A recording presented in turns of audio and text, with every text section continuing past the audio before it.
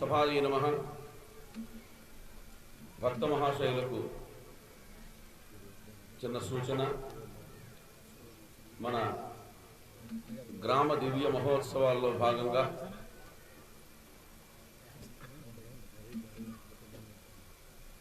ప్రతి సంవత్సరం కూడా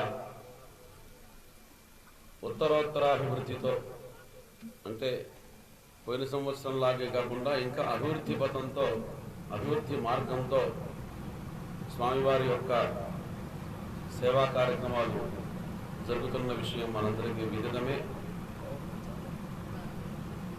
పోయిన సంవత్సరం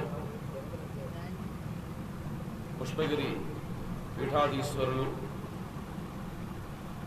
శ్రీ శ్రీ శ్రీ అభినవోద్దండ విద్యాశంకర భారతీ స్వామి వారు వచ్చేసి ఇక్కడ మనందరికీ కూడాను అనేక ధార్మిక భక్తికి సంబంధించిన అనుగ్రహ భాషణం చేయడం జరిగింది. ఈ సంవత్సరం కూడా ఒక పండితులను ఎవరన్నా పిలిపించి వారి ద్వారా కొన్ని మంచి విషయాల్ని తెలుసుకోవాలి, మీ అందరికీ కూడాను మనందరం తెలుసుకోవాలి, అందరికీ తెలియచేయాలి అని శ్రీమాన్ శ్రీనివాసమూర్తి గారి సంకల్పంతో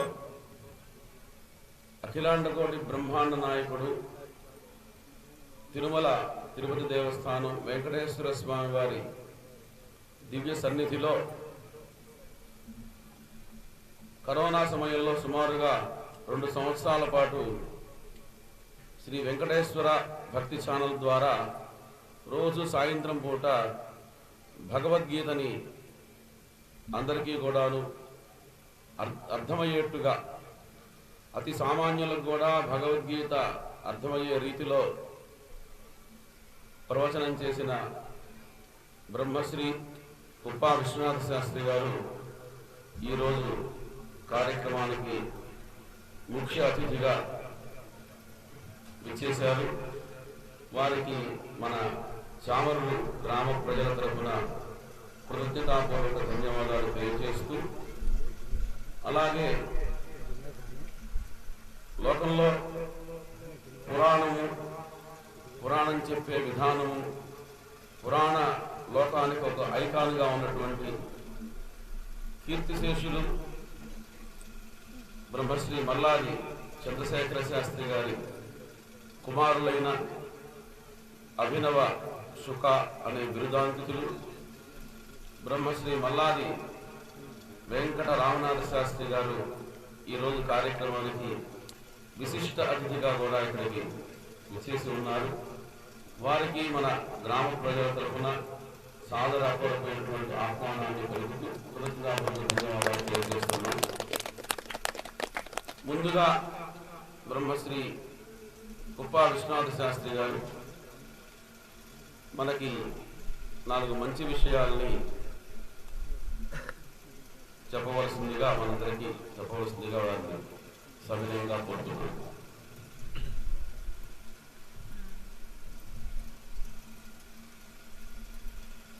श्री गणेशाय नमः. श्री गुरुभ्यो नमः. गुरुर्ब्रह्मा गुरुर्विष्णु गुरुर्देवो महेश्वरः. गुरुः साक्षात् परं ब्रह्म. तस्मै श्री गुरवे नमः. विमलपटी कमलपुटी पुस्तकरुद्राक्षशस्तहस्तपुटी कामाक्षि पक्ष्मलाक्षी कलितविपञ्ची विभासि वैकुंची. వేదిక మీద ఉన్న పెద్దలందరికీ నా నమస్కారాలు.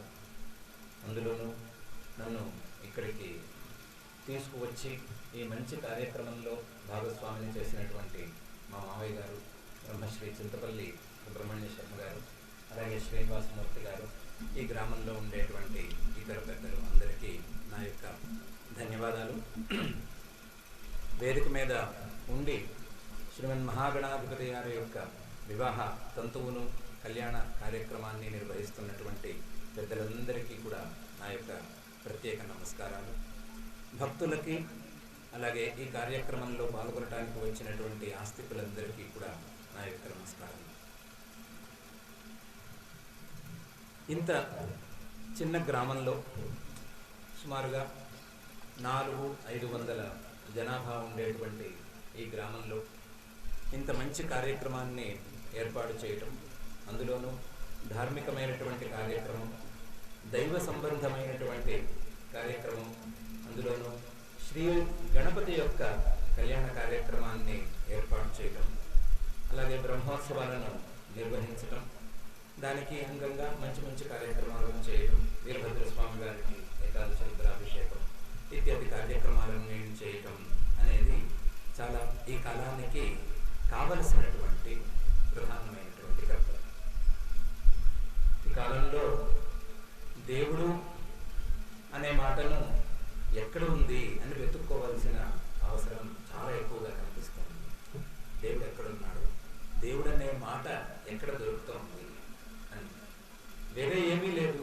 ఎవరు నాస్తికులు కారు, ఎవరు చెడ్డవాళ్ళు కారు, ఎవరికి సమయం లేదు. సమయం లేకపోవటం వలన ఎవరు తలవలేకపోతున్నారు అనే పరిస్థితి ఖచ్చితంగా ఉంది. ఇట్లాంటి పరిస్థితుల్లో ఇలాంటి సత్కార్యక్రమాలను ఏర్పాటు చేసి దైవభక్తిని ఎంతో కొంత కాస్త పెంచి మానవులలో ఉండేటువంటి ఆస్తికతను పెంచేందుకు ప్రయత్నం ప్రారంభించిన వారందరికీ కూడా పేరు పేరున ప్రత్యేకించి ధన్యవాదాలను తెలియజేసుకోవాల్సిందే. దేవుడు అనే మాట ఎక్కడ ఉంది అని ఇప్పుడే అనుకున్నాం కదా. ఇలాంటి సందేహమే ఒక రాజుగారికి వచ్చింది.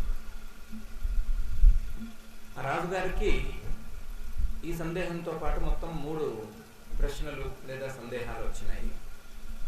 ఒకటి, దేవుడు ఎక్కడ ఉన్నాడు అని ఒక సందేహం.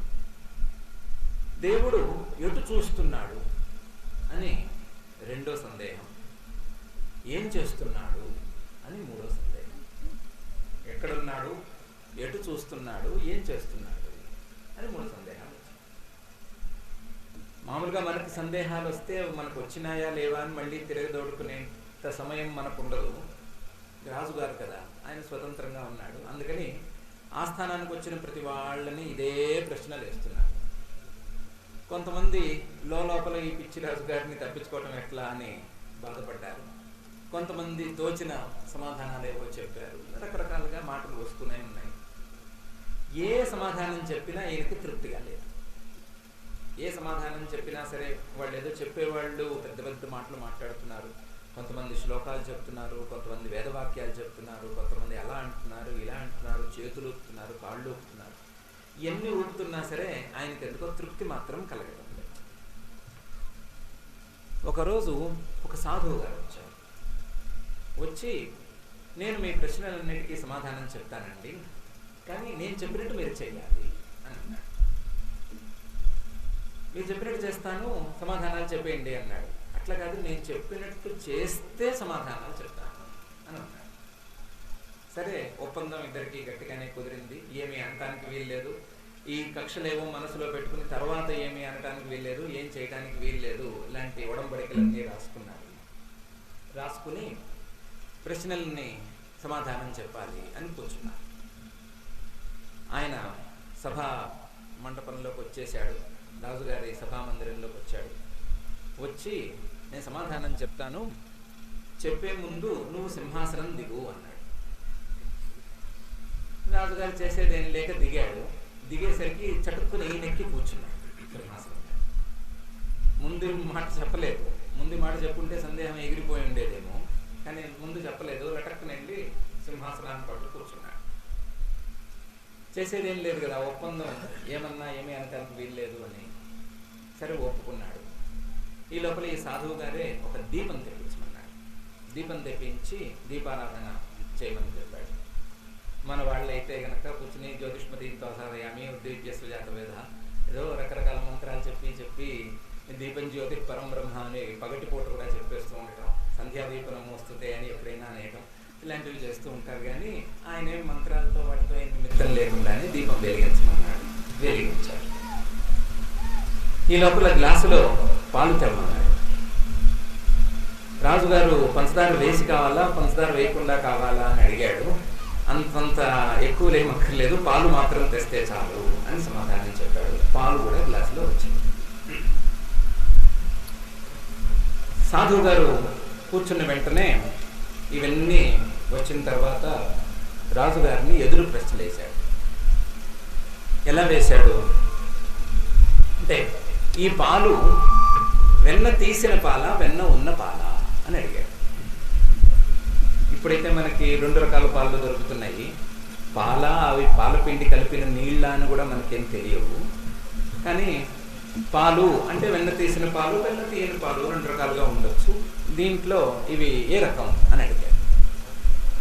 అడిగితే రాజుగారు చెప్పారు, ఇది వెన్న తీయని పాలు, వెన్న ఉన్న పాలు. అవునా, అయితే అందులోంచి కాస్త వెన్న తీసి నాకు చూపించు అని అడిగారు. వెన్న తీయలేము, వెన్న పాలంతా నిండి ఉంది, వెన్న తీయలేము, కానీ ఇది వెన్న తీయని పాలే, పాలల్లో వెన్న ఉన్నది అని చెప్పాడు. తగాదా అవుతుంది కదా, మాట మాట పెరుగుతుంది కదా. ఇందులో పాలల్లో వెన్న ఉంది, కానీ వెన్న ఇప్పటికిప్పుడు తీయలేము అని చెప్పాడు. సాధువు గారు అన్నారు, దేవుడు ఎక్కడున్నాడు అనే ప్రశ్న కదా, ఈ ప్రపంచమంతా నిండి ఉన్నాడు. పాలల్లో వెన్న కలిసిపోయినట్లుగా, పాలలో వెన్న నిండి ఉన్నట్లుగా ఈ ప్రపంచమంతా దేవుడు నిండి ఉన్నాడు, భగవంతుడు నిండి ఉన్నాడు. ఈ ప్రపంచంలో భగవంతుడు నిండి ఉన్నాడు అనే విషయాన్ని నీకు సమాధానం చెప్పిన వాళ్ళు చాలామంది చెప్పారు. నువ్వైతే చూపించు అంటున్నావు. అయితే చూపించు, ఎక్కడుంది, నిదర్శనం ఏంటి, అదేమిటి, ఇదేమిటి అని అడుగుతున్నావు. ప్రశ్నలు వేసి వేసి వాళ్ళని విసిగించావు. దాంతో వాళ్ళు ఎక్కడో చోట వదిలేసుకుని పారిపోయారు. కానీ ఇప్పుడు నువ్వు నాకు దొరికావు.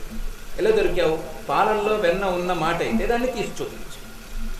నువ్వు గనక వెన్న తీసి చూపిస్తే నేను భగవంతుడిని తీసి చూపిస్తాను.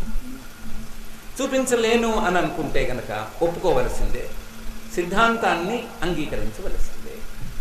భగవంతుడు మొత్తం ప్రపంచమంతా వ్యాపించి ఉన్నాడు. ఈ ప్రపంచమంతా భగవంతుడే నిండి ఉన్నాడు. పాలలో వెన్నలాగా భగవంతుడు నిండి ఉన్నాడు అని మొదటి ప్రశ్నకు సమాధానం అయిపోయింది. మొదటి ప్రశ్నలో ఓడిపోయాడు రాజుగారి దగ్గరగాను. రెండో ప్రశ్న, ఎటు చూస్తున్నాడు అనే ప్రశ్న. ఇందాక మా ఆస్థాన విద్వాంసులందరినీ కూర్చోబెట్టి మైకులు పెట్టి మంత్రాలతో దీపం వెలిగించాం కదా, ఆ దీపం ఎటు చూస్తోందో చెప్పు అని అడిగాడు. దీపం ఎటు చూస్తోంది? దీపం ఎటు చూస్తుంది? దీపం అంటే అది ఒక వెలుగు. వెలుగు యొక్క స్వభావం అన్ని వైపులకి ప్రసరించటమే కదా.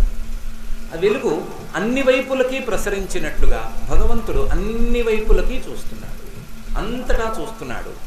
ఎక్కడైతే తాను ఉన్నాడో అటువైపు అంతా చూస్తూనే ఉన్నాడు. భగవంతుడి యొక్క కాంతి, భగవంతుడి యొక్క జ్ఞానం లేదా భగవంతుడి యొక్క చూపు, ఇవన్నీ కూడా మొత్తం ప్రపంచమంతా వ్యాపించి ఉన్నాయి. ప్రపంచాన్ని మొత్తాన్ని భగవంతుడు చూస్తున్నాడు అని సమాధానం చెప్పాడు. ఇందులో తగాదాకి ఆస్కారం ఏమీ లేదు. దీపం ఎటు చూస్తోందో అటు భగవంతుడు చూస్తున్నాడు అని చెప్తే సరిపోతుంది. సరే, రెండో ప్రశ్నకు కూడా సమాధానం ఎంతో కొంత వచ్చేసింది అని అనుకున్నాడు. మూడో ప్రశ్నకి సమాధానం చెప్పాలి. భగవంతుడు ఏం చేస్తున్నాడు? ఏం చేయటమే ఏంటయ్యా పిచ్చోడా, ఇంతకాలం సింహాసనం మీద కూర్చున్న నిన్ను తీసుకెళ్లి దించేశాడు. నన్నేమో ఇంతకాలం ఎక్కడో అడవులు పట్టి తుప్పలు పట్టి తిరుగుతున్న వాడిని, సాధువుని, సన్యాసిని పట్టుకుని సింహాసనం మీద కూర్చోబెట్టాడు. క్షణంలో నువ్వు కింద ఉన్నావు, నేను పైనున్నాను. ఇలా కింద పైన మారుస్తూ ఉంటాడు. ఇదే భగవంతుడి పని అని చెప్పాడు. భగవంతుడు ఎక్కడ ఉన్నాడు అనే ప్రశ్నకు సమాధానం భగవంతుడు అంతటా ఉన్నాడు అని. భగవంతుడు ఎటు చూస్తున్నాడు అనే ప్రశ్నకు సమాధానం భగవంతుడు మొత్తం అన్నిటినీ చూస్తున్నాడు. ప్రపంచం మొత్తాన్ని, ప్రపంచంలో ఉండే మానవుల్ని, ప్రాణుల్ని, రాళ్ళని, రప్పలని అన్నిటినీ చూస్తున్నాడు అని సమాధానం. దాన్ని కొంచెం మార్చి సంస్కృతంలో చెప్పుకుంటే భగవంతుడు సర్వజ్ఞుడు అని సమాధానం. భగవంతుడు ఏం చేస్తున్నాడు అంటే తారుమారు చేస్తున్నాడు. ఏమి తారుమారు చేస్తున్నాడు? ఎందుకు తారుమారు చేస్తున్నాడు? ఎందుకు భగవంతుడు కిందనున్నవాడిని పైకి, పైనున్నవాడిని కిందకి మార్చేస్తున్నాడు? మార్చాల్సిన అవసరం ఏముంది? భగవంతుడు ఏమన్నా ఆటలాడుకుంటున్నాడా అని అంటే ఆటలాడుకునేందుకు కాదు. భగవంతుడికి ఆటలాడేంత సమయం కానీ అంత అవసరం కానీ ఏమీ లేదు. వారు చేసుకున్నటువంటి కర్మలకు ఫలితాలను ఇస్తున్నాడు. వారు గనక మంచి పని చేసుకునే మాట అయితే, వారు గనక ధర్మ మార్గంలో ఉండే మాట అయితే, వారు గనక వేదం చెప్పిన మార్గంలో జీవితాన్ని గడుపుకునే మాట అయితే వారికి మంచి ఫలితాలను ఇస్తున్నాడు, ఎత్తైన సింహాసనాల్లో కూర్చోబెడుతున్నాడు. ఎవరైతే చెడు పనులు చేయటం మొదలు పెడుతున్నారో లేదా అధర్మ మార్గంలో జీవిస్తున్నారో, వేదంలో చెప్పబడని లేదా వేదం ఇలా ఉండకూడదు అని చెప్పినటువంటి మార్గంలో తమ జీవితాన్ని గడుపుతున్నారో అటువంటి వారినందరినీ కిందకి తోస్తున్నాడు. వారు చేసుకున్నటువంటి కర్మలకు ఫలితాలను ఇస్తున్నాడు. ఆ ఫలితాలను ఇవ్వటంలో కొన్నిసార్లు తారుమారు చేస్తున్నట్టుగా కూడా కనిపించేట్లుగా పనిచేస్తున్నాడు. కొన్నిసార్లు తారుమారుగా కనిపిస్తుంది, కొన్నిసార్లు ఎక్కువగా కనిపిస్తుంది, కొన్నిసార్లు తక్కువగా కనిపిస్తుంది. కానీ అన్నిటికీ ఒక కారణాన్ని మాత్రం స్థిరంగా ఉంచుకున్నాడు. అలా ఉంచుకునే పనులు చేస్తున్నాడు అని ఆయన చక్కగా సమాధానం చెప్పారు. చక్కగా దేవుడి కళ్యాణాన్ని మధ్యలో ఆపేసుకుని ఏదో గణపతి పూజ నిర్విఘ్న పరిసమాప్త్యర్థం అని కష్టపడి అరగంట సేపు గణపతి పూజ చేయించగా, ఆ గణపతి పూజ తరువాత మనం కూర్చుని దేవుడు ఎక్కడున్నాడు, ఏం చేస్తున్నాడు, ఎటు చూస్తున్నాడు అనే విచారణ చేసుకోవటంలో ఆంతర్యం ఏంటండి అని సందేహం తప్పకుండా రావచ్చు. చేసే పనిని ఆపి ఎక్కడేవో ఎవరో వేసుకున్న 3 ప్రశ్నలకు సమాధానం చెప్పుకుంటే మనకేం వస్తుంది అని సమాధానం రావచ్చు. కానీ ఈ కథ తాలూకు స్ఫూర్తి, ఈ ఉపాఖ్యానం తాలూకు స్ఫూర్తి ఇంతటితో పూర్తి కాదు. మనం పూర్తి గనక చేసుకుంటే ఈ సందర్భంలో ఈ కథ ఎందుకు అవసరం అనే విషయం మనకు చాలా స్పష్టంగా తేటతెల్లమవుతుంది. భగవంతుడు ఎక్కడ ఉన్నాడు? పాలల్లో వెన్నలాగా మొత్తం వ్యాపించి ఉన్నాడు. పాలల్లో వెన్నని ఎలా తీసుకోవాలి? పాలలోంచి వెన్నని ఎలా తీసుకోవాలి? చెయ్యి పెడితే వచ్చిందా? గరిటె పెట్టి దేవితే వచ్చేస్తుందా? లేదా గోకితే వస్తుందా? చిలికితే వస్తుందా? ఏం చేస్తే వస్తుంది? ఇప్పుడున్న దుర్మార్గానికి పచ్చి పాలల్లో కూడా వెన్న తీసే విధానాలు ఏవో వచ్చినాయి. కానివ్వండి, నిజంగా వెన్న అని అనిపించుకోవాలంటే పాలు అనే స్థాయి నుండి వెన్న అనేది రావాలి అంటే మనం ఏం చేయాలి అంటే పాలు చక్కగా కాచి పాలను తోడుపెట్టాలి. తోడుపెట్టిన పాలను కదల్చకుండా ఉంచాలి. అవి పెరుగుగా తోడుకున్న తర్వాత దాన్ని చిలకాలి. చిలికి వెన్న తీసుకోవాలి. ఇంత ప్రాసెస్ జరగాలి. ఇంత ప్రాసెస్ జరిగితేనే పాల నుండి వెన్న అనేది బయటకు వస్తుంది. అట్లాగే ఈ ప్రపంచం అనేది మొత్తం గనక పాలైతే, పాలలో ఉండేవాడు వెన్న ఆ భగవంతుడైతే, ఆ భగవంతుడిని తీసుకునే దారి ఏది అంటే ఆ భగవంతుడిని చిలికి పెరుగులాగా చేసి, ఈ ప్రపంచాన్ని పెరుగులాగా చేసి చిలికి అందులోంచి వెన్నలాంటి భగవంతుడిని మనం తెచ్చుకోవాలి. చిలకటం అంటే ఏమిటి అంటే మన మనస్సుతో మథనం చేసుకోవాలి. మథనం అన్నా చిలకటం అన్నా ఒకటే. మన మనస్సుతో మథనం చేసి చిలికి ఆ భగవంతుడిని తెచ్చుకోవాలి. మన మనస్సుతో మథనం ఎట్లా చేస్తాం? పాలల్లో లేదా పెరుగులో మథనం అనేది ఎలా చేస్తాము అంటే ఏదో కవ్వం ఉంచుతాము, కాస్త గిన్నె గట్టిగా ఉండేటట్టు చూసుకుంటాము, దాని కింద బేసు సరిగ్గా ఉండేటట్టు చూసుకుని అప్పుడు చిలకటం ప్రారంభిస్తాము కదా. అట్లాగే భగవంతుణ్ణి చిలకటానికి, భగవంతుణ్ణి పాలల్లోంచి వెన్నలాగా ఈ ప్రపంచంలోంచి తీసుకోవటానికి చిలుకుడు కార్యక్రమాలు లాంటివి ఈ ధార్మికమైనటువంటి కార్యక్రమాలు. భగవంతుణ్ణి మనసుతో మనం సరిగ్గా చిలకలేము కాబట్టి, తొందరగా ఆ చిలకటం అనేది ఏకాగ్రత తక్కువగా ఉండేటువంటి సాధారణ మానవులకు కష్టం కాబట్టి, ఏకాగ్రతను తెచ్చేందుకు వీలుగా, ఆ భగవంతుడికి దగ్గరగా మానవులు సంచరించేందుకు వీలుగా ఇలాంటి కార్యక్రమాలు, సత్కార్యక్రమాలు రూపొందించబడినాయి. భగవంతుడి మీద, ఆ రూపం మీద కానీ, ఆ తంతు మీద కానీ, ఆ క్రియల మీద కానీ ఏకాగ్రత క్రమంగా కుదురుతూ ఉన్నప్పుడు, మనసులో ఒక మథనం ప్రారంభమైనప్పుడు ఆ మథనానికి సమాధానంగా వచ్చేటువంటి భగవంతుడు స్పష్టంగా గోచరిస్తాడు. ఆ గోచరించటానికి వీలుగానే ఇలాంటి సత్కార్యక్రమాలు నిరంతరం సాగుతూనే ఉండాలి. ఇలాంటి స్థానాలు, దేవస్థానాలు, దేవాలయాలు అని మనం అనుకున్నా, లేదా సత్కార్యక్రమాలు జరిగేటువంటి స్థానాలు అని అనుకున్నా, అవన్నీ కూడా చాలా విస్తృతంగా పెరగవలసినటువంటి అవసరం ఉంది. వెన్న ఎక్కువగా కావాలి అంటే గిన్నెలు ఎక్కువగా కావాలి, పాల గిన్నెలు పెరుగు గిన్నెలు ఎక్కువగా కావాలి. ఎక్కువగా వచ్చిన కొద్దీ వెన్న ఎక్కువగా వస్తుంది. ఒకేసారి పెద్ద గిన్నెలో పెద్ద కవ్వం పెట్టి చిలికేస్తాము అని ఎవరైనా అంటే ధైర్యంగా చిలుక్కోవచ్చు. అంత పెద్ద గిన్నె అంత పెద్ద కవ్వము కాదు. అలా కాకపోతే చిన్న చిన్న గిన్నెలు చిన్న చిన్న కవ్వాలు ఎలాగైతే కావాలో అలాగే ఇలాంటి కార్యక్రమాలు నిరంతరం జరుగుతూనే ఉండాలి, లేదా సరి అయిన కాల వ్యవధిలో ఇవన్నీ జరుగుతూనే ఉండాలి. దానికి సరి అయిన కాలము తోడ్పడవచ్చు, సరి అయిన ప్రదేశము తోడ్పడవచ్చు. పరమాత్మను లేదా భగవంతుణ్ణి తెలుసుకోవటానికి, మనస్సులో అంతర్మథనం సాగటానికి వీలైనటువంటి కార్యక్రమాలు ఇవి అని తెలుసుకోవటానికే మనం ఈ ఉదంతాన్ని చెప్పుకుంటూ వస్తున్నాము. భగవంతుడు వెన్నలాగా మనకి చిక్కుతున్నాడు అనేది ఆ మథనం ద్వారా మాత్రమే చిక్కుతున్నాడు అనేది తీర్మానం అయినట్లుగానే, భగవంతుడు ఎటు చూస్తున్నాడు అనే రాజుగారి ప్రశ్న కూడా సరి అయిన ప్రశ్నే. భగవంతుడు ఎటు చూస్తున్నాడు అనేది సరి అయిన ప్రశ్నే, కానీ మనం ఎటు చూస్తున్నాము అనేది సమాధానం లేని ప్రశ్న. మనం ఎటు చూస్తున్నాము? భగవంతుడు అన్నిటినీ చూస్తున్నాడు, తన స్వభావం ప్రకారం ఈ ప్రపంచం మొత్తాన్ని చూస్తున్నాడు. మనం ఎటు చూస్తున్నాము? భగవంతుడి వైపు చూస్తున్నామా, లేదా భగవంతుడు సృష్టించిన ఈ ప్రపంచం వైపు చూస్తున్నామా? ఈ రెండు కాక ఆకాశంలోకి పిచ్చి చూపులు చూస్తున్నామా అనేది కూడా తేలవలసిన సమస్య. అలా ఆకాశంలోకి పిచ్చి చూపులు చూడవలసిన అవసరమేమీ లేదు. ఇలాగే భగవంతుడు సృష్టించిన ఈ ప్రపంచం మీద ఎక్కువ దృష్టి పెట్టవలసినటువంటి అవసరమూ లేదు. కేవలం ఈ సృష్టి చేసినటువంటి భగవంతుడి మీదే మనం ఎక్కువ దృష్టి పెట్టాలి అనే సంకల్పం కలగటానికి, ఆ సంకల్పం మనసులో దృఢపరచుకోవటానికి మనకు ఇలాంటి సత్కార్యక్రమాలు చక్కగా దోహదం చేస్తాయి. కాసేపైనా భగవంతుడి యొక్క రూపాన్ని, భగవంతుడి యొక్క ఈ కళ్యాణ ఘట్టాన్ని చూసేటువంటి ఏకాగ్రత, భగవంతుడి మీద కాస్తంత దృష్టిని నిలబెట్టేంత ఏకాగ్రత రావటానికి ఈ సత్కార్యక్రమాలు చక్కగా తోడ్పడడంతో పాటుగా మనం ఇప్పుడున్న స్థితి సింహాసనం లాంటి స్థితి అనుకుంటే, సింహాసనం లాంటి స్థితి అనే విషయంలో సందేహమేమీ అక్కర్లేదు.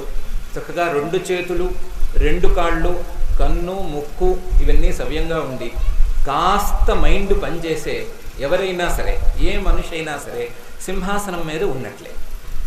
ఇంతకు మించి పెద్ద సింహాసనం ఎవ్వరికీ అక్కర్లేదు. కాళ్ళు చేతులు సవ్యంగా ఏ ప్రాణికి లేవు. కొన్ని ప్రాణులకు చేతులుంటే కాళ్ళు లేవు, కొన్ని ప్రాణులకి కాళ్ళుంటే చేతులు లేవు, కొన్ని ప్రాణులకి 2 లేవు, కొన్ని ప్రాణులకి ఈ 2 ఉన్న మైండ్ లేదు, సరి అయిన మనస్సు లేదు, బ్రెయిన్ లేదు, ఏ ఆలోచన లేదు, కొత్త ఆలోచనను అందిపుచ్చుకునేటువంటి శక్తి లేదు. ఏ ఆలోచననైనా సరే కార్యరూపాన్ని తీసుకొచ్చేటువంటి సామర్థ్యం లేదు. ఏ శక్తి సామర్థ్యాలు పరిపూర్ణంగా లేవు. సహజ సిద్ధంగా వచ్చేటువంటి కొన్ని గుణాలే తప్ప కొత్త గుణాలను అభ్యాసం చేసుకునేటువంటి వీలు మరొక ప్రాణికి లేదు. కేవలం మనిషికి మాత్రమే ఇవన్నీ ఉన్నాయి. కాబట్టి ఈ పౌరాణికులు చెప్పేటువంటి 80 కోట్ల జీవరాశులలో మనిషి అనేవాడిని భగవంతుడు సింహాసనం ఎక్కించినట్లే. ఈ ఎక్కించిన సింహాసనం మీద పడిపోకుండా కూర్చోవాలి. ఈ సింహాసనం కంటే దిగజారకూడదు. ఒకవేళ చిన్న సింహాసనం ఇది అని అనుకుంటే ఇంతకు మించి పెద్ద సింహాసనాన్ని తెచ్చుకునేందుకు ఏమైనా ప్రయత్నం చేసుకోవాలే కానీ ఈ సింహాసనం మీద నుంచి మాత్రం దిగజారిపోకూడదు అని చెప్పటానికి, అలా సింహాసనం మీద నుంచి మానవ జన్మ అనేటువంటి సింహాసనం మీద నుంచి దిగజారకుండా ఉండటానికి, ఇంతకు మించి పై స్థాయి సింహాసనాలను అందుకోవటానికి భగవంతుడు చెప్పినటువంటి మంచి పనులు, భగవంతుడు చెప్పినటువంటి దైవ కార్యాలు, భగవంతుడి కార్యాలు, భగవత్ కార్యాలు అయినటువంటి ఇలాంటి సత్కార్యక్రమాలు మనకు చాలా అవసరం. ఇలాంటి సత్కార్యక్రమాలు వైదికమైనటువంటి కార్యక్రమాలు, వేదఘోష ఉండేటువంటి కార్యక్రమాలు, వేదమంత్రాలు సస్వరంగా వినిపించేటువంటి కార్యక్రమాలు మనకున్నటువంటి సింహాసనాన్ని స్థిరపరచడంతో పాటుగా అంటే బ్రాకెట్లో పక్కవాడి సింహాసనం కాళ్ళు పీకేయటం అని సహజమైన ప్రశ్న వేయకూడదు. మనకున్న సింహాసనం స్థిరపరచడంతో పాటుగా ఈ సింహాసనాన్ని అప్గ్రేడ్ చేయటానికి, పైకి తీసుకువెళ్ళటానికి కావలసినటువంటి శక్తి సామర్థ్యాలను తప్పకుండా ప్రసాదిస్తాయి. అటువంటి శక్తి సామర్థ్యాలను ప్రసాదించే ఈ సత్కార్యక్రమాలు నిరంతరం జరగాలి. అన్ని ఊళ్ళలోనూ జరగాలి, అన్ని గ్రామాలలోనూ జరగాలి. అందరూ వాటిలో భాగస్వాములు అవ్వాలి. ప్రతి ఒక్కరూ ఈ గ్రామంలో ఉండేటువంటి వారందరూ కూడా దైవ కార్యక్రమాలలో భాగస్వాములు అవ్వాలి. అలాగే దేవాలయాన్ని నిరంతరం సందర్శిస్తూ దాన్ని రక్షణకు వారందరూ తప్పకుండా తోడ్పాటును అందించాలి. దైవ సొమ్మును, దేవతల యొక్క సొమ్మును, దేవస్థానానికి సంబంధించినటువంటి సొమ్మును ఎవరు తాకరాదు, ముట్టుకోరాదు. దానికి ఉండేటువంటి మాన్యాలను వాటన్నిటినీ రక్షించాలి. రక్షించి దైవానుగ్రహానికి పాత్రులవ్వాలి. దైవానుగ్రహానికి పాత్రులు అవ్వటంతో పాటుగా మానవ జన్మకు సార్థకతను తెచ్చుకోవాలి. మానవ జన్మను సార్థకత తెచ్చుకోవటం అని అంటే సింహాసనం మీద కూర్చున్నవాడు సింహాసనం మీదే కూర్చుని ఉండటం, కిందకి దిగజారకపోవటం అనే విషయాన్ని చక్కగా అర్థం చేసుకోవాలి. అర్థం చేసుకుని మానవులందరూ సుఖ సంతోషాలతో అభివృద్ధి చెందాలి.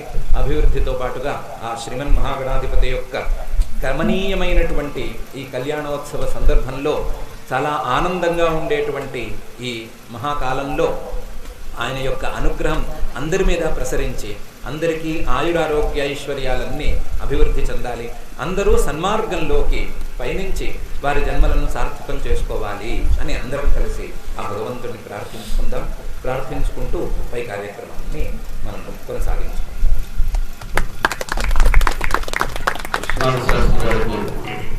ధన్యవాదాలు. నరజన్మ లోకంలో ఎన్నో రకాలైనటువంటి ప్రాణులు జన్మించినప్పటికీ మనిషిగా మనం పుట్టడం ఎన్నో జన్మల పుణ్య విశేషమని, అటువంటి మనిషి మానవ జన్మలో మనం చేస్తున్నటువంటి సత్కార్యక్రమాలు, ధార్మిక కార్యక్రమాలు ఎల్లప్పుడూ మనం చేస్తూ ఉండాలని, ఇంతకంటే ఉత్తమమైనటువంటి జన్మని మనం ఎత్తడానికి మనం భగవదారాధన చేసి భగవంతుడి యొక్క కృప మనం ఎప్పుడు అభిలషించాలని, లోకంలో ఉన్నవాడికైనా లేని వాడికైనా పెళ్లి అంటే ఒక ఆనంద సమయం కాబట్టి ఈ మహాగణపతి కళ్యాణ ఆనంద సమయంలో ఆయన పక్కన ఉన్న ఆ సిద్ధి బుద్ధి అనేటువంటి దేవతలు ఎవరైతే ఉన్నారో ఆ సిద్ధి బుద్ధి దేవతలు మనకి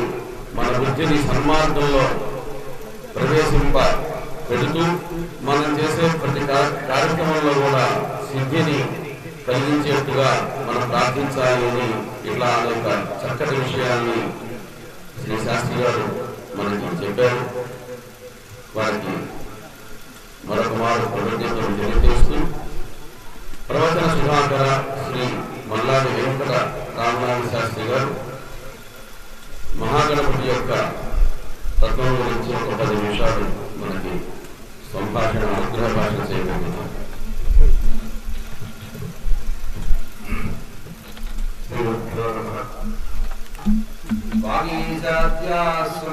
సర్వార్థానాముపక్రమే యం నత్వా కృతకృత్యా సుస్తమః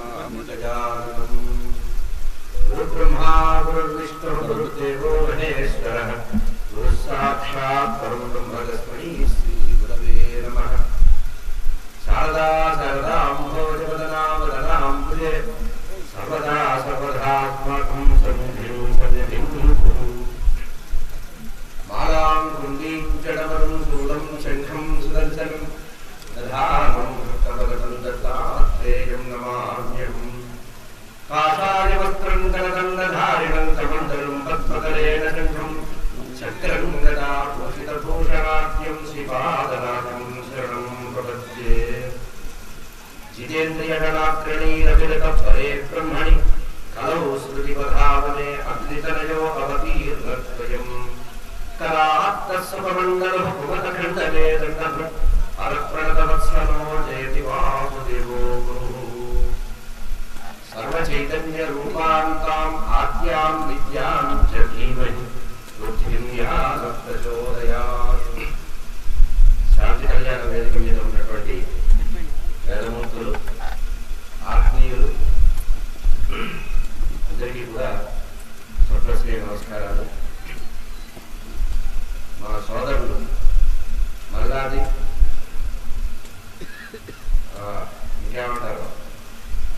మల్లాది వారు 2 పేర్లు ఉంటాయి కదా ప్రతి వారికి.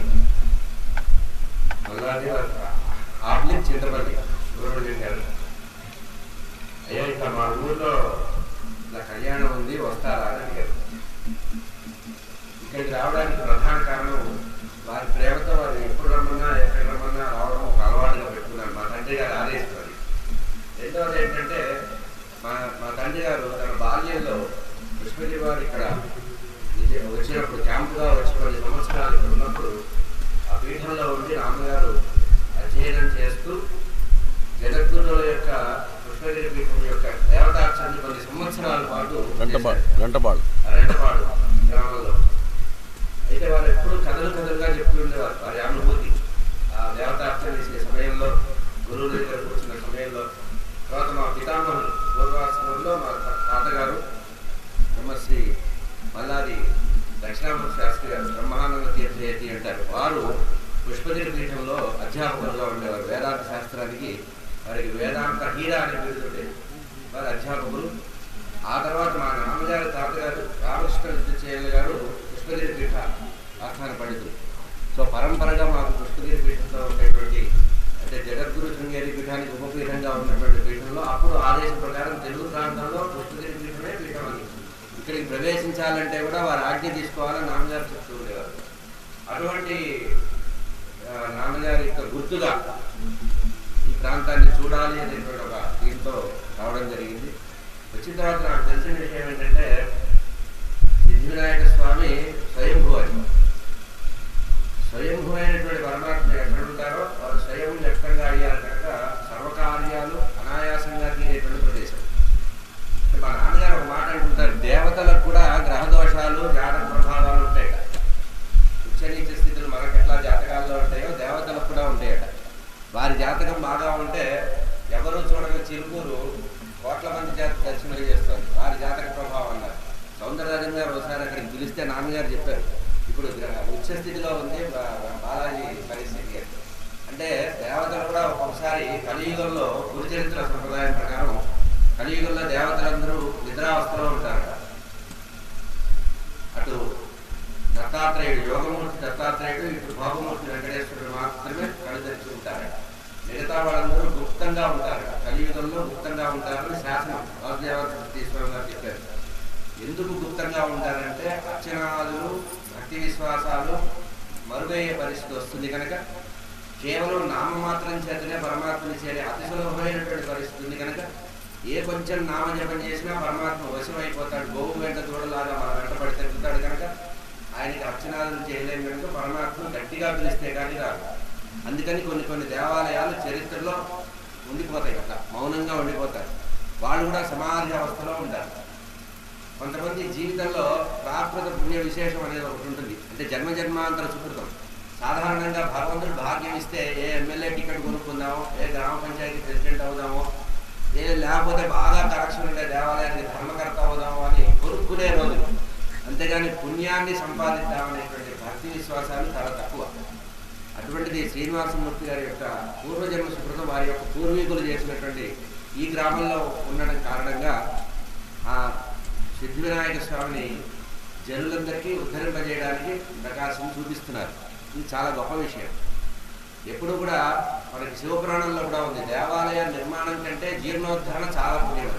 1000 అశ్వమేధ యాగాలు చేస్తే ఎంత పుణ్యం వస్తుందో ఒక్క జీర్ణోద్ధర దేవాలయాన్ని ఉద్ధరిస్తే అటువంటి కొన్ని వందల జన్మలు మన కుటుంబం అంటే మన వంశము వృద్ధి అవుతుంది అన్నారు. దినదిన ప్రవర్తమానం అవుతుంది అన్నారు. ఇంకొక విశేషం ఏంటంటే కృష్ణా తీరంలో ఈ ఊర్లోనే 2 క్షేత్రాలు. వీరభద్రస్వామి బాగా దగ్గరగా నది కాళ్ళు కొడుకునే స్థాయి. వాళ్ళ అబ్బాయినేమో వెనక పెట్టుకున్నారు సిద్ధివినాయక స్వామి. అంటే ఒకే గ్రామంలో 2 మహాక్షేత్రాలు ఉండడం, అవి కాలంలో ఇది అయిపోవడం. అంటే దీని కారణం ఏంటంటే కొన్ని వేల సంవత్సరాలు ఇక్కడ బాగా జపం చేసి బాగా అనుష్ఠానం చేసినటువంటి వైదిక సంపత్తి ఉన్నటువంటి మహాత్ములు తిరిగినటువంటి ప్రాంతం. వారు చేసినదంతా ఈరోజు ఈ గ్రామస్తులకి యజమానులకి వస్తుంది. అంటే మన పూర్వీకులు ఏదైతే పుణ్యం చేస్తారో ఆ పుణ్యం డిపాజిట్ చేసి ఆ వడ్డీ రూపంలో మనం ఇప్పుడు పొందుతాం. అంటే దానానికి ఇది చెప్తారు పరిభాష. అంటే దానం చేస్తే అది డిపాజిట్ చేసి దాని వడ్డీని ఇతర జన్మల్లో పొందుతామని. అట్లాగే వాళ్ళ పూర్వీకులు చేసినటువంటి తపస్సు పుణ్యము ఇటు చిత్తపల్లి వారు, అటు వారి కుటుంబాలు, ఇంకా చాలా పండిత కుటుంబాలు ఉంటాయి ఇక్కడ. అగ్రహారంగా చెప్పబడేటువంటి ఊళ్ళల్లో వాళ్ళు చేసిన సాధన, వాళ్ళు ఏం చేసేవాళ్ళు, ఏమీ కోరుకోకుండా సంకల్పం కేవలం లోకహితం కోసం చేసి ఆ చేసిన తపస్సంతా ఇప్పుడు పరిపక్వమై అనుభవానికి వస్తుంది. ఎందుకంటే కలియుగం చాలా విచిత్రమైనది. జీవులందరూ కూడా ఆశావహ జీవితంతో ఉంటారు, కానీ ఆ ఆశని ఎట్లా కొనసాగించాలని తెలియనటువంటి పరిస్థితి. అంటే ఒక మాయ అనేది కమ్ముతుంటుంది. ఇందులో కొత్త దేవతలు వచ్చి విజృంభిస్తూ ఉంటారు. కొత్త దేవతలు వచ్చి కొత్తగా వేషాలు వేసుకొని కనబడుతూ ఉంటారు. వాళ్ళు రకరకాల మూర్తులుగా ఉంటారు. ఇక్కడ ఇప్పుడు కొత్తగా వచ్చిన ట్రెండ్ ఏంటంటే, ఆనాడు పరీక్షిత్ మహారాజు కలి ప్రార్థిస్తే ఇచ్చాడు, నువ్వు స్వర్ణంలో ఉండరా ఆయన. ఇప్పుడు బంగారంతో పరమాత్మ రూపాలు వ్యక్తం ఉంటాయి. కనుక ఈ ఉన్న సంపదని కానీ, ఐశ్వర్యాన్ని కానీ, మనసుని కానీ భగవంతుడి వైపు మార్చడం అనేది కలియుగంలో చాలా దుర్లభం. అటువంటి పని చేస్తున్నటువంటి యజమానులకు, ఈ గ్రామ ప్రజలందరికీ చాలా ఆనందం. ఎప్పుడు కూడా సామూహికంగా చేసే కార్యక్రమాలు చాలా ఫలిస్తాయి. ఎప్పుడు కూడా, ముఖ్యంగా కలియుగంలో ఎప్పుడు కూడా 10 మంది కూర్చొని చేస్తేనే ఎక్కువ ఫలం వస్తుంది అన్నారు. కనుక అటువంటి కార్యక్రమం కూడా అందరికీ కూడా దీంట్లో ప్రాతినిధ్యం ఇవ్వడం, ఏదో యజమానులు కూర్చొని మాత్రమే చేయకుండా అందరూ చేయడం అనేది చాలా గొప్ప విషయం. ఇక ప్రస్తుతం గణపతి గురించి 4 మాటలు చెప్పడానికి వచ్చాను కనుక 32 రూపాలు గణపతికి చెప్పారు శివపురాణం. బ్రహ్మవైవర్త పురాణంలో కూడా చాలా స్పష్టంగా 32 మూర్తులు చెప్పారు. అయితే 32 మూర్తుల్లో కూడా మనకి ఏ రకమైనటువంటి కోరిక, కామ్యకర్మలు చేస్తూ ఉంటాం మనం. కామ్యకర్మలు వద్దంటే అసలు ఏమి చేయం, మనం సంధ్యావందనం కూడా చేయం. కామ్యకర్మలు చేసేవారందరికీ కూడా 32 మూర్తులలో ఒక్కొక్క మూర్తికి ఒక్కొక్క ప్రాధాన్యత ఉంది. క్షిప్ర గణపతి, సంతాన గణపతి, అట్లా మనకి చింతామణి గణపతి కొన్ని ఉన్నాయి. ఆ గణపతులు ఏంటంటే మనకు ఉండేటువంటి కోరికలు బట్టి మనం ఏది కోరుకుంటున్నామో ఆ కోరికని అనుగ్రహించడానికి గణపతి ఉంటారు. అయితే వీళ్ళన్నిటికీ ఊర్ధ్వంగా ఉండేది సిద్ధి గణపతి. అంటే నువ్వు కోరుకున్నా కోరుకోకపోయినా నీ మనసులో ఏదుందో, భావగ్రాహి జనార్దన్ అంటారు కదా. సంకల్పం చెప్పేటప్పుడు మనం ఒక డజన్ కోరికలు చెప్తాం. ఇవి ఏమి కోరుకోకపోయినా అసలు నువ్వు భగవంతుడి దగ్గర కూర్చోవడానికి సంకల్పం రావడమే పరమాత్మ నీకు ఏమి ఇవ్వాలని పిలిచాడో దానికోసమే పిలుస్తారు. కనుక భగవంతుడు ఇచ్ఛాపూర్వకంగా ఉంటారు. కనుక ఇప్పుడు ఈరోజు జరిగేటువంటి కళ్యాణంలో కూడా సిద్ధి బుద్ధి అని 2 ఉన్నాయి. ఇది సింబాలిక్ అన్నారు, ప్రతీకంగా ఉంటుంది. ఒక రకంగా బ్రహ్మచారి అంటారు. సుబ్రహ్మణ్య స్వామి కానీ, గణపతి కానీ, హనుమత్ స్వామి కానీ బ్రహ్మచారి అంటారు. మనకి సంహితల్లో చెప్పేటటువంటి, అంటే ఉపాసనా పద్ధతిగా చెప్పినప్పుడు శక్తి సహితంగా ఉండాలి. శక్తి సహితంగా ఉంటేనే ఉపాసన సిద్ధిస్తుంది. కనుక సిద్ధి బుద్ధి అని పెట్టారు. అది సింబాలిక్గానే తీసుకోవాలి మనం ఎక్కువగా. అంటే మనకి బుద్ధి సక్రమంగా, మన బుద్ధి కనుక వ్యాప్తం అయితే మనకి కార్యసిద్ధి కలుగుతుందని ఆయన కుడి ఎడమలుగా పెట్టుకున్నారు. నీకు ఇది ఉంటే అది నేను ఇస్తానని చెప్పడానికి, మధ్యలో నేనున్నాను అవిఘ్నంగా ఇస్తాను అని. కనుక వరసిద్ధి వినాయకుడన్నా, సిద్ధి బుద్ధి సమేతమైనటువంటి విఘ్నేశ్వరుడైనా ఇదే కారణం. మనకి మంచి బుద్ధి ప్రచోదనం చేస్తారు, అటువైపుగా వెళ్ళేటువంటి పని చేస్తారు, ఆ కార్యాన్ని నిర్విఘ్నంగా కొనసాగింపజేస్తారు. ఆ కొనసాగింపజే కార్యంలో కార్యసిద్ధిని కూడా కలిగిస్తారు. అటువంటిది. ఇక బ్రహ్మవైవర్త పురాణంలో విచిత్రమైన కథ ఉంది. అది ఒక్కటి 5 నిమిషాల్లో ముగిస్తారు. సాధారణంగా మనకి నలుగు పిండితో తయారయ్యారు, రకరకాల సూత్రాలు ఉన్నాయి. స్వామి ఏం చెప్తారంటే, వ్యాస భగవానుడు చెప్పిన మాట ఏంటంటే, ప్రతి కల్పంలో మహావిష్ణువే శంకరులు పార్వతీ పరమేశ్వరుని సంతానంగా పుట్టారు. ప్రతి కల్పంలో అంటే మనకు ఉండే 32 గణపతి రూపాలు కానీ, అనంతమైన గణపతి రూపాలు కానీ, భవిష్యత్తులో రాబోయే గణపతి రూపాలన్నీ కూడా మహావిష్ణువే స్వయంగా. ఇంకా స్పష్టంగా చెప్పాలంటే, గోలోకవాసి అయిన కృష్ణ పరమాత్మ పార్వతీ పరమేశ్వరుల ఇంట్లో కొడుకుగా పుట్టి ముచ్చటగా పెంచబడాలని కోరుకుంటారట. ఇప్పుడు చెప్పాలి పెద్దవాళ్ళు చాలామంది, ఈరోజు వేరే మాటలు మాట్లాడుతున్న వాళ్ళు.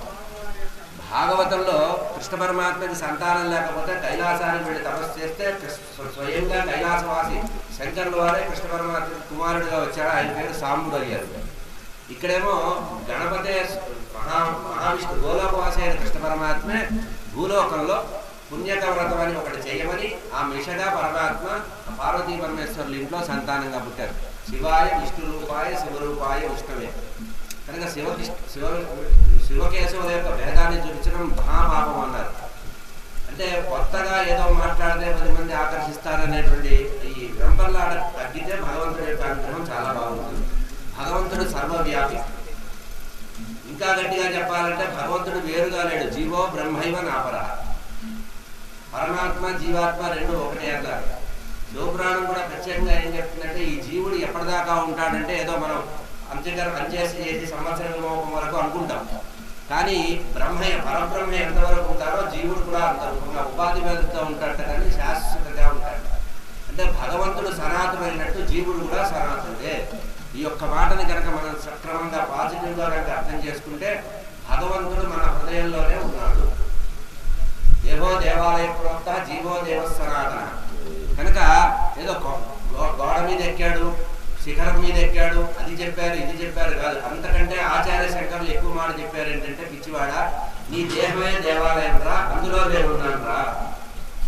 కనుక ఎక్కడో భగవంతుడిని ఎవరో చూపించవలసిన అవసరం లేదు, నీలోనే భగవంతుడు ఉన్నాడు చూడమని చెప్పి జీవో దేవ సనాతన దేవో దేవాలయ ప్రోక్త. ఈ శరీరమే దేవాలయం రా, ఇందులో పరమాత్మ హృదయంలో ఒక చిన్న కమలం ఉంటుంది, ఆ కమలంలో అంగుష్ట మాత్రం పురుషం.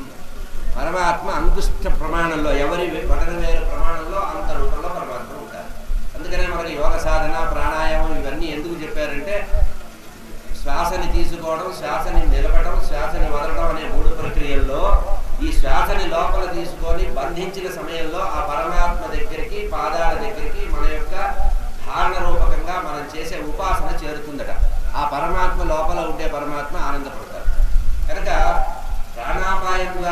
ప్రాణాయామం ద్వారా పరమాత్మని చేరడం అనే ఉత్తమమైనటువంటి స్థితి చెప్పినటువంటి సనాతన సంప్రదాయంలో భగవంతుడు ఎవరంటే ఆయన సనాతనుడు, పరబ్రహ్మ.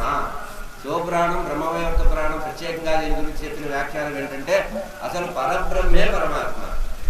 ఇంకా లోతుగా వెళితే ఏం చెప్పారంటే, ఇంతమంది లేరురా బాబు, ప్రకృతి పురుషుడు ఇద్దరే ఉన్నారు. ప్రకృతి అంటే సాంబ సదాశివుడు, పురుషుడు అంటే సాంబ సదాశివుడు, ప్రకృతి అంటే అమ్మవారు. ఇంకా అన్వయం ఏం చెప్పారంటే అసలు ఇట్లా స్త్రీ పురుషులు కూడా లేరు. సర్వమంగళ మాంగళ్యే శివే సర్వార్థ సాధికే శరణ్యే త్రయంబకే గౌరి నారాయణి నమోస్తుతే. చీర కడితే అమ్మవారు, పంచ కడితే అయ్యవారు, నారాయణ నారాయణి. కనుక ఆ భేదం కూడా లేదన్నారు. కనుక మనం పిచ్చి గీతలు గీసుకొని బొమ్మలు పిచ్చి గీతలు గీసుకొని ఇప్పుడు ఎట్లా ఉందంటే రోజులు పులి బొమ్మ వేసి ఇది పులి మాత్రమే కింద రాసినట్టుగా అంటే మనం వేసిన బొమ్మ మీద మనకే నమ్మకం లేదు. అంటే పరమాత్మని వ్యక్తం చేయవలసినటువంటి వారు పరమాత్మని సవ్యంగా వ్యక్తం చేయకుండా ఇతర విషయాల్లోకి వెళ్ళిపోతున్నాం. కనుక పరమాత్మ ఎవరైనా ఒకరే, నీలో దేవుడు ఉన్నాడు, నాలో దేవుడు ఉన్నాడు. అందుకనే సర్వజీవుల పట్ల సమభావం కలిగి ఉండాలన్నారు. సర్వజీవుల పట్ల సమభావం కలిగి సమ అనే పదము కానీ సమత అనే పదం కానీ అర్థం ఏంటంటే, సమత అంటే సమానత్వం కాదు, మమత్వంతో కూడిన సమానత. నీలో మమకారం ఉండాలి. నీలో ఏ పరమాత్మ ఉన్నారో ఆ పరమాత్మ ఇతరత్ర ఉన్నారు. సర్వజ్ఞాపకుడైనటువంటి పరమాత్మ ఇందుకరడు అందులేడడు సందేహం వలన చెప్పి సర్వోపగతుడు. చివరిలో ఏమన్నారు, ఎందెందు వెతికి చూసినా అందందే కరడు. బంగారంలో చూడు, మట్టిలో చూడు, గాలిలో చూడు, జలంలో చూడు, అగ్నిలో చూడు, పంచభూతాత్మకమైనటువంటి ప్రపంచం ఎట్లా ఉందో సర్వాత్మ పరమాత్మ ఉంటారు. ఇంకా పార్వతీదేవి సంతానం లేకుండా చాలా రోజులు బాధపడలేదు. లోకంలో అందరినీ అనుగ్రహించే ఆయన మా ఇంట్లో వచ్చేటప్పటికి ఏమీ లేదు, ఏమిటి పరిస్థితి, ముచ్చటగా పెంచుకోవడానికి ఒక పిల్లవాడు కావాలంటే పరమాత్మ లోకంలో చాలా వ్రతాలు ఉన్నాయి. ఎన్ని వ్రతాలు ఉన్నా కూడా పుణ్యక వ్రతాన్ని సాగి వచ్చేటువంటి వ్రతం లోకంలో లేదు. ఈ పుణ్యక వ్రతాన్ని చేయండి. లోకంలో కథలు విపరీతంగా ప్రచారం అయ్యాయి. సాధారణంగా పుణ్యక వ్రతాన్ని దేనికంట కడతారు? కృష్ణ పరమాత్మ సత్యభామ కలిసి చేశారు. సత్యభామాదేవి కృష్ణ పరమాత్మని అమ్మేసింది, దానం ఇచ్చేసింది అని చెప్తారు.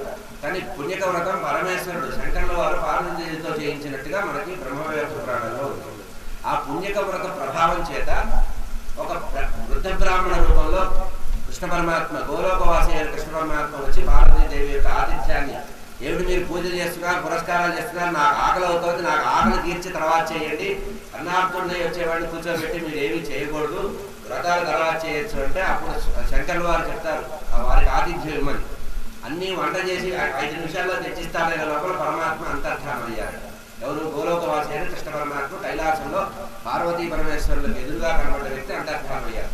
ఆ తర్వాత వెళుతూ ఒక మాట చెప్పారు, నేను మళ్ళీ వస్తాను, మీరు మీ శయన మందిరంలో ఒకసారి వెళ్ళిరండి.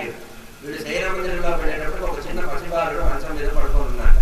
అంటే కృష్ణ పరమాత్మే, గోలోకవాసి అయిన కృష్ణ పరమాత్మే ఆ సాంబ సదాశివుని అనుగ్రహించడానికి తన యొక్క మిత్రుడు, స్నేహితుడట. ప్రాణమిత్రుడు ఎవరంటే శంకర్ల వారికి కృష్ణ పరమాత్మ, గోలోకవాసి అయిన కృష్ణ పరమాత్మ. అటువంటి కృష్ణ పరమాత్మే మనం లోకంలో మామూలుగా చెప్పుకుంటాం శుక్లాం వరదరం విష్ణు. ఈ కారణం, ఈ శ్లోకానికి కారణం ఏంటంటే భూలోకవాసి అయిన కృష్ణ పరమాత్మే భూలోకంలో వరసిద్ధి వినాయకుడిగా చేరాడు. కానీ సర్వసిద్ధుల్ని ఇచ్చేటువంటి పరమాత్మ. ఇక ఆదో పూజ్యో గణాధిప అని ఒక మాట అన్నారు. ఈ ఆది అంటే ఏమిటి అన్నారు, అన్నింటినీ ఆది అన్నారు. ఎంత విచిత్రం అంటే ఆయన పెళ్లి చేయడానికి కూడా గణపతి పూజ చేస్తాం. ఇక వినాయకుడి పెళ్లికి వినాయకుడు పూజ చేస్తే కొంతవరకు ఎక్స్ట్రాడినరీ అనుకోవచ్చు. సూపర్ ఎక్స్ట్రాడినరీ ఏంటంటే వాళ్ళు అయ్య పెళ్లి చేసినా కూడా గణపతి పూజ చేస్తారు. శివరాత్రి రోజు శివ కళ్యాణం చేస్తూ మొట్టమొదటి గణపతి పూజ చేస్తారు. ఈ గణపతి పూజ చేయకపోతే ఏది జరగదు అన్నారు. అది శాసనం, అది వరం.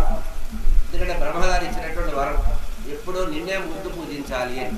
ఆ ముందు పూజించేటువంటి గణపతి ఏం చేస్తారట, ఏదైతే ఆటంకాలు ఉంటాయో తన తొండంతో అవతలికి తోసేస్తారట. అటువంటి ఇక కోరుకున్నటువంటి కోరికలు తీర్చడానికి ఆయనకి చాటంత చెవులు ఇచ్చారట. ఎందుకయ్యా చాటంత చెవులు ఇచ్చారంటే సరిగ్గా వినపడకుండా 10 మందిలో ఉన్నప్పుడు ఎవరు కొనిగినా కూడా వినపడడానికి ఆ చాటంత చెవులు అన్నారు. సరే, తత్వ విచారం చేస్తే చెవులు ఎందుకు పెద్దగా ఉండాలి అంటే మంచి విషయాలు ఎక్కువగా వినాలి. కళ్ళు ఎందుకు చిన్నగా ఉండాలంటే చెడు విషయాలు కనపడకుండా ఉండడానికి చిన్న కళ్ళు ఉండాలి అని. అది కూడా సింబాలిజం. కనుక గణపతి యొక్క తత్వము ఆలోచించిన కొద్దీ చాలా ఎక్కువగా ఉంటుంది. మనం ఎక్కువ వినాలి కదా, చెవులు ఉన్నాయి కదా అని ప్రతి చెత్త వినకూడదనే విషయంలో కూడా మళ్ళీ ఆ చెవులు ఊగుతూ ఉంటాయట. విసిరికరలా పెడస్టల్ ఫ్యాన్ లాగా తిరుగుతుంటుంది. ఎందుకంటే చెడు రాకుండా విసిరేస్తూ మంచి మాత్రమే వినడానికి యోగ్యంగా ఉంటుంది.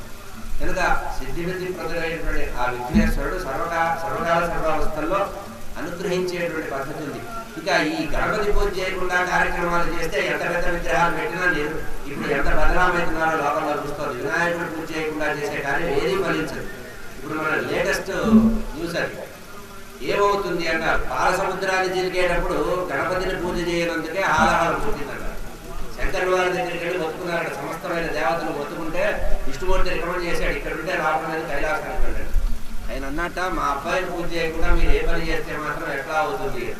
కనుక విషం తగ్గుతున్నారు. ఇప్పుడు చూస్తున్నాం కదా, గణపతి పూజ చేయకుండా చేసే మహాక్రతువులన్నీ కూడా విషతుల్యాలు అవుతున్నాయి.